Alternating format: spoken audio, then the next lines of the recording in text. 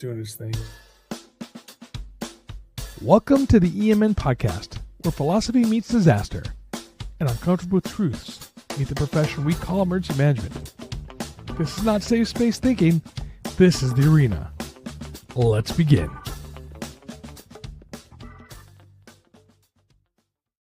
Good morning, good afternoon, depending on where you are at in this fine world.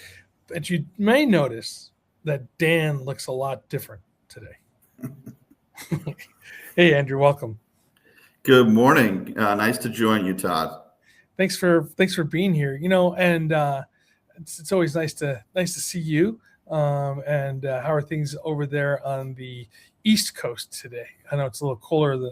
I'm in a sweater and I feel kind of like a wimp now that I'm here in California, and I'm talking to somebody that's in New York or New Jersey at least. It's still very cold. It's still below freezing. And although we are expecting some warmer weather, and I think warmer weather for us is downright chilly for the folks out in California. So warmer, it looks like 40 to 50 degrees. And we have on a morning, it's not unusual to wake up those last couple of weeks and have it be around 20 degrees with the wind chill running around 7 to 8 degrees Fahrenheit. So that's rather cold. There's a reason why I like being from New York, and that's my favorite part about it, because it's beautiful out here. Well, it's not beautiful. It's been cold and rainy, but that's all right. But we're not here to talk about the weather. Well, we could be talking about the weather. We're not necessarily here to talk about the weather. We're here to talk about what does it mean when success breeds questions from the organization that you work for of whether what you're doing is worth the money or not, right? And I titled this "The Silent Failure Mode When Nothing Happens." And what I mean by this is when you go into, and I use law enforcement a lot in this example, is like when we do like saturation patrols, and we don't catch anybody doing crime, right? And so the question is, was there no crime committed because there's no crime out there being committed? Was there no crime committed because there were so many police officers out there during that event that the bad guys didn't want to mess with it, and how do you prove a negative? And that's a challenge, right? For people who work in the emergency management sphere, or even in business continuity or disaster recovery, is paying for that level of redundancy or recovery capabilities, response capabilities, right? Absolutely. I mean, think about all the money and time and effort that we're putting into planning to make sure, and we'll go to the World Cup right now because this is some of the stuff I'm working on, right? And we got 16 cities in North America that are planning for a World Cup, and we're making it as safe and seamless as possible for all of the players, for the athletes, I should say, for the coaches, for the referees, for the visiting dignitaries, and for all the fans that are coming here from across the world to see a soccer game, or if you're from other places, football, right? Not American football, but football, right? So you come here to watch these things, and hopefully, right? The deal is we want this to be completely seamless. Right, we want everybody to go home going, this is the best time of my life. Nothing happened, and it's a good thing. And as I tell people all the time, you do not want my day to be a busy day, because that means that's a terrible day for everybody else. But how do we justify, to some elected officials, the amount of money, the millions and millions and millions of dollars that are being spent on the security side when the silence of failure occurs? Or not silence, the silence of success, I should say, and that's what I really should say. Well, this is, so you bring up a great point, and I like the analogy, or actually bringing up the example of preparing for the European, or not European, what they call in Europe football, or the FIFA World Cup, and that is, it's much like American football. In American football, we watch football games, or if you're a big football fan, you watch football games, and you have second and third string players Why? Because the players on the field often will get hurt at some point, right? You watch a play and how many players are walking off that field limping or can't get up, having a challenge getting up. Whether putting aside the dangers of the sport, you have that second and third string player and you're paying them on the payroll because you need that contingency to have that person go in. Otherwise, your team is basically going to fail. And at this stage, when we're getting into the playoffs, the health of those folks and their ability to respond is important in the same way that, your response capabilities and recovery capabilities in emergency management need to be there, because it's not something that you can just spin up with a magic wand and make appear. Those capabilities need to be maintained on a regular basis, right? And so for those extreme events, whether we're talking about emergency sheltering or redundant communications or recovering in the infrastructure realm, repairing roads, restoring electricity, those capabilities have to be there, right? And that mutual aid is important. What we learned from COVID is that we can't rely on that mutual aid at times. Right. So we have to have that level of redundancy that's there. Otherwise, we're exhausting the resources that we have in responding on a regular basis. And that's a really good example. If we go back to, mutual aid, we assume in our planning that there'll be some sort of mutual aid coming. It's one of our planning assumptions.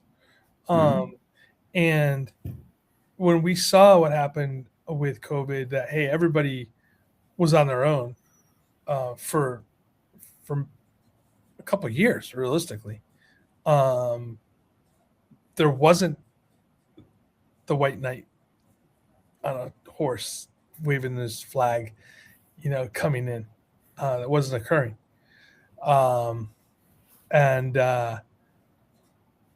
What did that mean? And I think that really shook what our planning assumptions have to be. And realistically, the way I'm looking at it right now, my plan assumptions, I have removed mutual aid, not completely, but I don't rely upon it, right?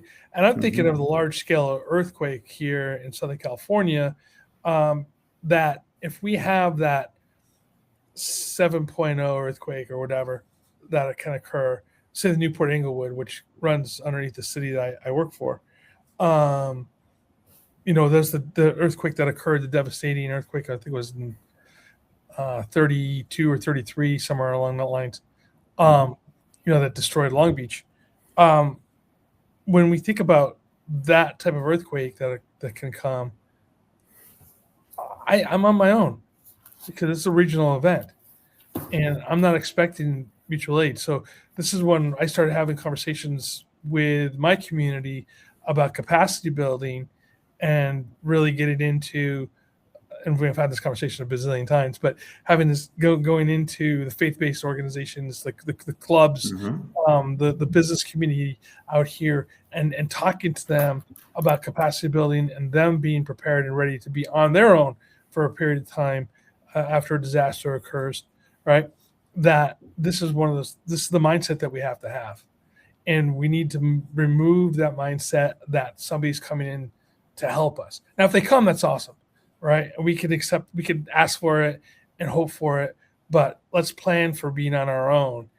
And as I like to say, we plan for the worst case scenario that could occur, right? We can hope for the best, but we plan for the worst. And if other things come in, that's icing on the cake, and we can make things better. But if we plan for the best case scenario, then we're behind the 8 ball as soon as the thing occurs. And that's where it comes into when we start planning for these things and nothing happens. When the city council starts looking at budgets, and they go, why are we putting all this money into preparedness programs? Like, how do we defend that?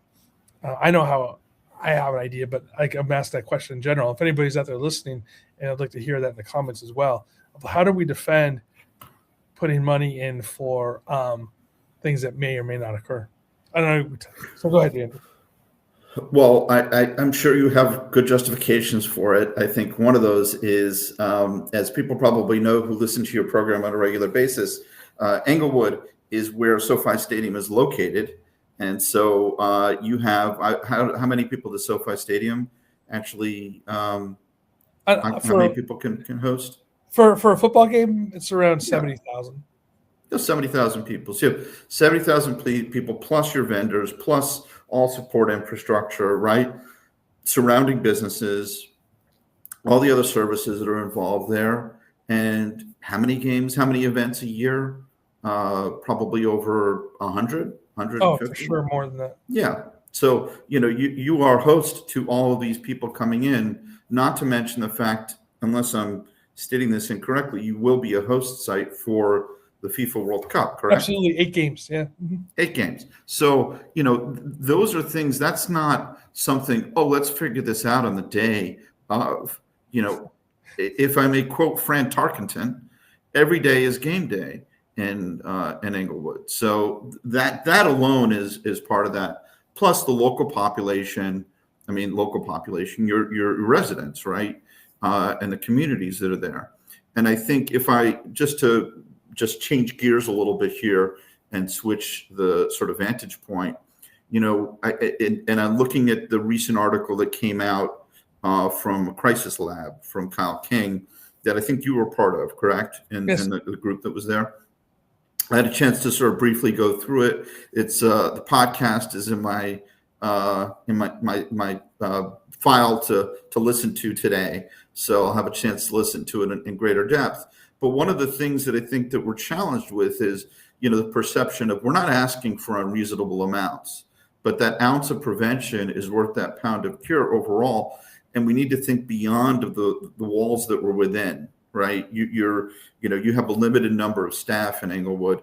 Many other agencies, if you look at Los Angeles, the city of Los Angeles, that I've done work with, in exercises and training development, it's a small group compared to New York City.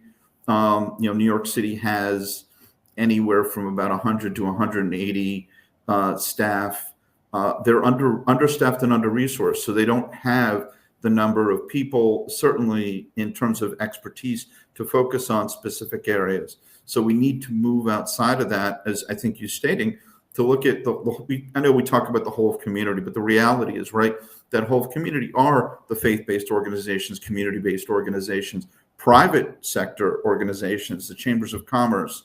If I remember correctly, the name, in Los Angeles, it's I think it's called BICEP, is the organization that supports private organizations and companies and what they do. Major industries there in the LA area and Southern California. Those need to be supported and those need to be part of. And so, and you are no stranger to wildfires, power outages, heat emergencies, atmospheric rivers, and so on and so forth. So these hazards and threats are not going away, right? And so all of that wrapped up, you have to spread that. You've got to be the evangelist, if you will, and the center of excellence for helping to promote these things. And so the one thing that I think we are entering into is, and to again quote from that article, that ceiling that we're at in terms of our capacity. We only have a certain amount of capacity in terms of hours, in terms of resources, in terms of communication, to be able to build up the resilience that's there. But that, as we often say, we have the resources, they're just unevenly distributed that are out there. So, we want to provide food to people if there's an emergency. Well, there's food that's available. It just may not be available in the way that we need it, where we need it. So we just need to bring it to bear for the people that require it or need it. So that's just, I think, a little bit of thought in terms of the justification. It's there in front of us. It's staring us in the news on a regular basis. And that risk, or sometimes what's called the threatscape, if you will, but the risks that are out there are just multiplying on a regular basis. When some of the things you just said kind of just reminded me, when you talk about food, for instance, we don't have to do it. I just talked about mutual aid. We don't have to do it alone, right? As far as food distribution. Matter of fact, I don't think we should, as a city, we should be doing it at all, because it's just not in our daily bailiwick, right? Now, Mhm. when I say that, we do, our city does have a Meals on Wheels program that we would still support and do, for the elderly, for people that we're already doing it for. But what we're doing is partnering with food service programs, again, faith-based organizations, with the food pantries that are here and with the LA Food Bank, to be able to get food. And we were looking at that, and had that conversation when SNAP was looking like it was going away, and how we were Mhm. going to be able to keep food distribution to people who needed it. And we had those conversations with those organizations leaning forward before it even took effect. Now, Yep. thank God it didn't impact us the way we thought it was going to, or potentially was going to. But the Mhm. idea there is we didn't wait for the crisis to occur. We had those conversations with those partners prior to anything occurring, and knowing who was doing to do what. And that was not a job that we were going to take on as a city, right? And again, this goes into that silent failure mode, as I call it, right? I call it a failure because I was kind of being sarcastic on the title here, but it's the idea of like, hey, this is something that's successful, but how do you prove it's successful, right? How do we prove that conversation that we had, and that we were ready to prepared for it, was ready to go, and was that time worth spent? And going back into the economic side of it, and I was about to say a joke. It's a true story. My economics course I took when I was going through my master's program was the toughest course I've ever taken. I barely passed it. I think I got a courtesy C out of that class, to be honest. Okay. But it's the one I use on a regular basis. And man, I think I learned the most in that class. My cost benefit analysis course, right? And I Uh-huh. use this on a daily basis. Uh-huh. And so going and saying, hey, look, for every dollar that we spend in community outreach, preparedness, and prevention programs, right, we're going to save. Depends on what you're looking at, Right. statistics, but between $7 to $20 in that realm, right? Mhm. Yep. You choose the study that you want to look at, and how you want to justify it, but you can give that range in there, right? Who wouldn't invest in that?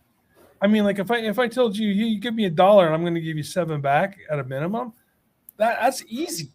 That's easy. That's the easiest thing to stand in front of your, and as I say, if I could stand in front of my residents and tell them that I am using tax dollars in an efficient and proper way that's going to be beneficial for the community, I'll take the argument all day long. Mhm. Yeah, and I think that's as we started off talking about, it's hard to prove a negative in terms of something not happening, right? But at the same time, you don't have to go too far. You have neighbors close by, so to speak, closer than they are to us, at least. Unfortunately, we're looking at we're almost a year out from the Altadena and the Palisades, park fires, horrible incidents that took place. But we shouldn't forget those things, right? Now, Englewood is not surrounded by forests, right? It's not a wild and urban interface, or WUI, Not at as you all. like to call it out west, right? But you have other, as we just talked about, major stadium. You've got university that's there. Good university. You've got other major players that are in that area. So Airport. yeah, these are. What's The that? airport. I point. If you look out my window behind me, you can see the planes landing. There you go. So you have that transportation infrastructure. You're not an island. You're surrounded by the other parts of the greater Los Angeles area. So it's not as if these risks are not there, and that cost of we look at costs of insurance, right? It's easy to look at and insure buildings, insure people, these sorts of things. But the systems, the communities, that glue that keeps us together, right? That's a harder thing to look at and to understand. And so rebuilding that, making that resilient, and making it the ability to respond and recover quickly when there are these types of major incidents or disruptions that go beyond routine emergencies. I would also say, to me, having someone like you or like ourselves, who we think about these things on a regular basis, and we not only think about them, but we plan for them.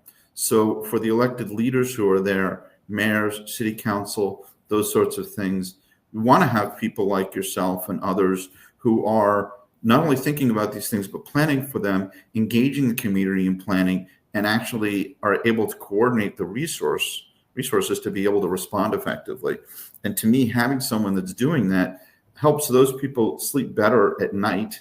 And then on top of that, also plan for the opportunities, because we want to look at the opportunities to plan for them, whether it's building new housing units, whether it's planning new infrastructure, building new parks, providing more resources to their constituents, whatever that is, as opposed to thinking about what am I going to do in case I do have major earthquake or we have a conflagration of fire in our community. That's where, we come in, right? We coordinate, we look at the bigger picture of those applications of how those are going to, and how do we make sure, A, that doesn't happen, and B, if it does, something does happen, because we're not able to basically prevent. That reminds me of the hurricane last. That was weird. Sorry about that. That's all right. I was talking too much. I needed a commercial break. We are gonna go to a commercial break in a second. I didn't mean to do that, Andrew, but my finger got trigger happy. Sorry, go finish your statement, and we'll go into commercial. I was going to say that the that return on investment aspect. So you look at return on investment in business, you look at return on investments for what we're investing in for either college education or a new home or a new car, whatever that might be, right? It's an opportunity. But we also don't think about the negative aspect of that is, we have to have car insurance. We have to have homeowners insurance. Why do we have to have car insurance and homeowners insurance? It's for those when those awful things happen that we need to be able to recover from and hopefully go on with our lives. Hopefully it's not, terrible. It's only a fender bender, or it's a minor, accident that would happen at home. Maybe but we're able to recover from those things, and they don't basically set us back tremendously. It's the same thing when it comes to town, city, state, whatever that is, that jurisdiction, to be able to respond and recover from things.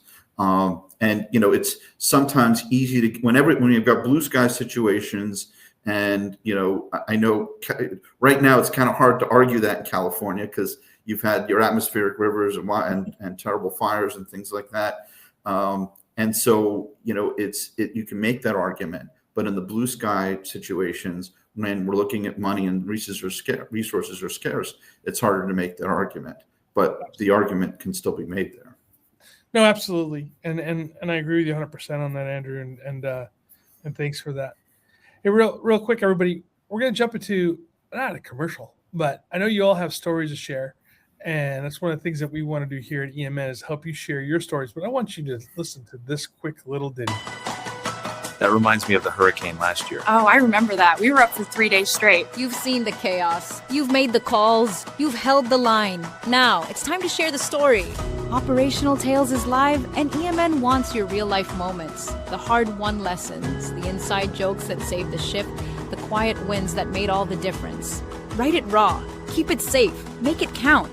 Because your story can teach, lift, and lead. Submit now on the Emergency Management Network Substack and let your voice carry farther than the radio ever could. I keep wanting to play that commercial, I guess. It's a very good one. Gotta keep my finger off that button. That's what I gotta do. But you know what, Andrew? You know what I forgot to do? And we'll do it right now after this break here. I forgot to really give you a full introduction, because I know you've been here on the show a couple of times. I've been on your show, but why don't you introduce yourself? And I was excited to see you, and I forgot to introduce you. That's quite all right. I thought I was doing a good impression of Dan Scott, but I may be lacking something in that department.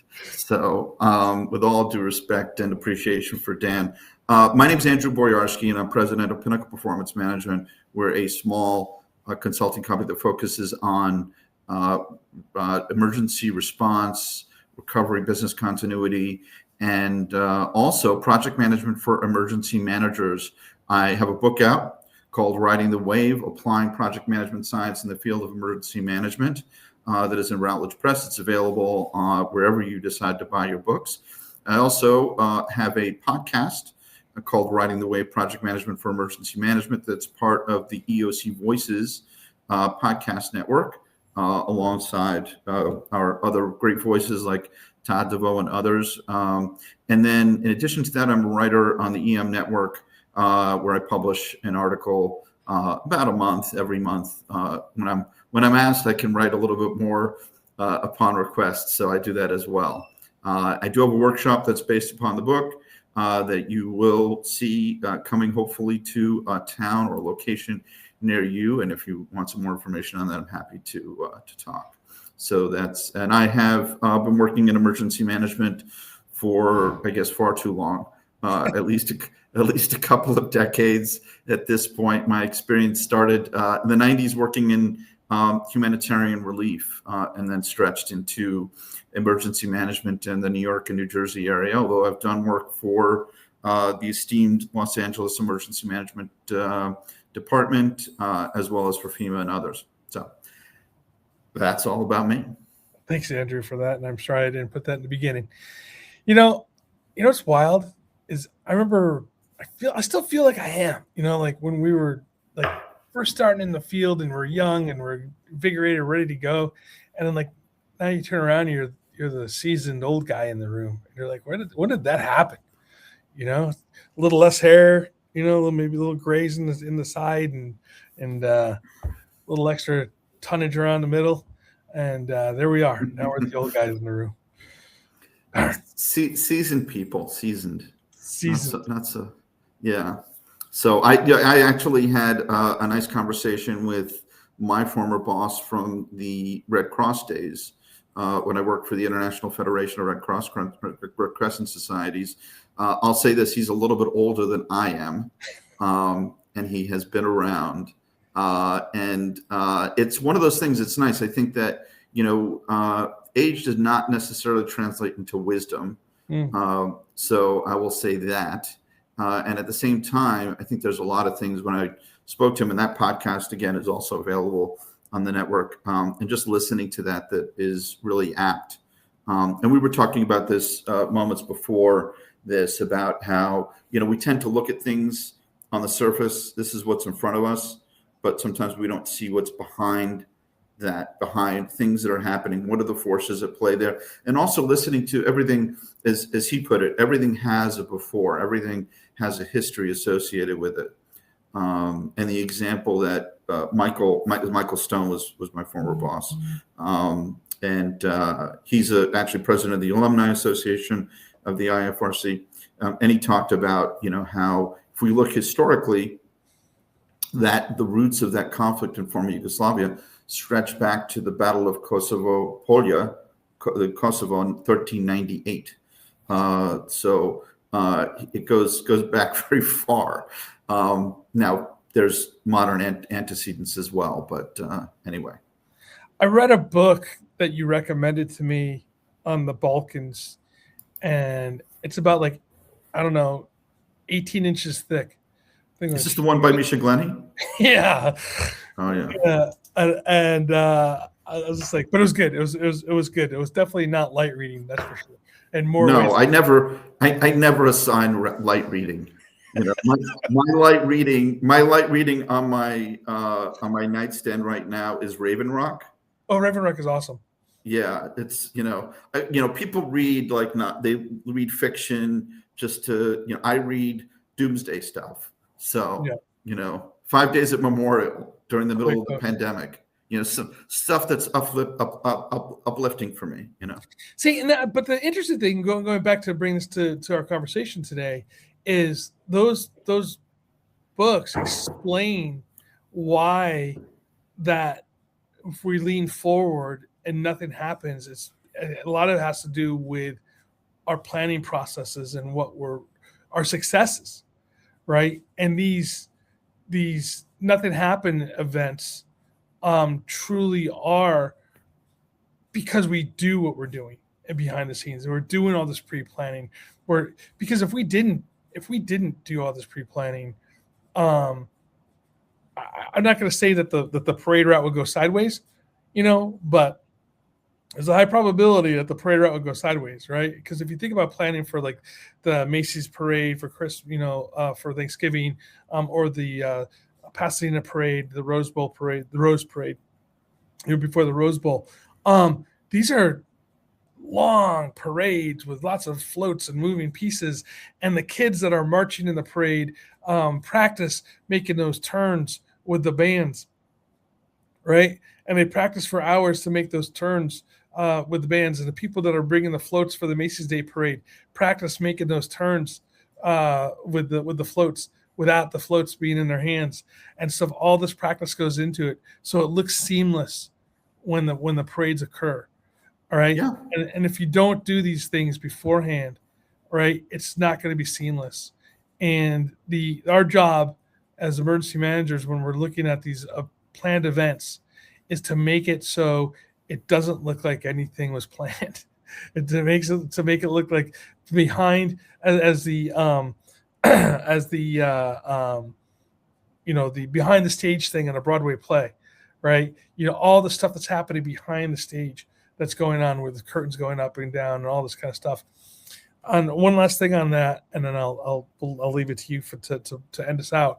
As I was watching this video the other day, and it was I think it was, I'm not sure where the show was. I don't know if it was Broadway or not, but there was the girl was behind the scenes, and there was an Elsa, live Elsa, I guess it's Broadway or something like that. And the Elsa character comes up, she turns around, she puts the dress over this hole. The girl puts her hands up, and at the cue, goes like this, and she changes from the one dress to the other magically. And the people in the audience see it as this magical moment of the dress just automatically changing somehow spectacularly. And meanwhile, it's the person behind the scenes that's making that occur. And that's what we do as emergency managers. We stay behind the scenes and we make the magic occur and seamless. And so for the people that are out there enjoying the spectacle of sport or the parade, or the Christmas tree lighting, all these things that are occurring, that are seamless, that are safe, that go on without a hitch. It's all the planning, it's all the stuff that is occurring behind the scenes. And that's why when nothing happens, it's because that we're there. And I appreciate that. And I appreciate everybody who does all that work. Andrew, I'll let you walk us out for the rest of the day, or the rest of the show. I think your point that you just made about, it's that I think if I can quote the great inventor, Thomas Edison, who actually did his work a couple of miles from where I'm sitting right now, in West Orange, New Jersey, yay for New Jersey. We're not just about The Sopranos or Bruce Springsteen. Is that it's 99% perspiration and 1% like inspiration. So, he failed, I think he said 10,000 times before he figured out one way to create, to actually use electricity to create light and things like that. So, and I think that is, we plan and we train and we exercise and we go through that cycle many times. And we come to this with the experiences that we have, from law enforcement, EMS, fire, what have you, whatever background. It could be from social services. It could be from the Red Cross. We bring those together in that coordination. We are the orchestrators. We are the ones who practice with that orchestra. And that orchestra is not playing. It's not like they just showed up. Oh, let's play together and let's figure out this tune. We're not a bunch of jazz musicians who come in and jam. We are practicing and playing together and doing that on a regular basis so that we know when we show up, whether it's in the field or in the EOC, whatever venue that is, whatever location to support or to be the tip of the spear in terms of responding, we know how to actually respond appropriately. And as you said, it's seamless. People are not sort of figuring things out, that the help is there when it's needed to support people so we can get back bring people back to business, so to speak. And the one thing I do want to point out, and that is it's easy for us to put the training off or put the exercises aside, or, let's not make the exercise too dramatic or too difficult. But no, we should make the exercise difficult. We should do it on a day or at a time that's inconvenient, because these things are not going to happen at a time that's convenient for us. And it's not going to be done with all the resources. It's not going to be done on a sunny, beautiful day in Southern California. It's going to be done when there is an atmospheric river, or we have a major wildfire event, or we have multiple things. We have compounding events that are happening. Training at the extreme, like football teams do, like football players or other athletes that do that in extreme situations. They plan for those and drill on those and do those on a regular basis, so they're ready in the moment, that they're not thrown off. And that's what we do. And we are that insurance policy that, is there all the time to be able to respond effectively. So you can't make those capabilities, spin up at the snap of your fingers, so to speak. Absolutely. Andrew, thank you so much for your time today. It's always a pleasure seeing you, my friend. And everybody, until next time, please, as always, stay safe and stay hydrated.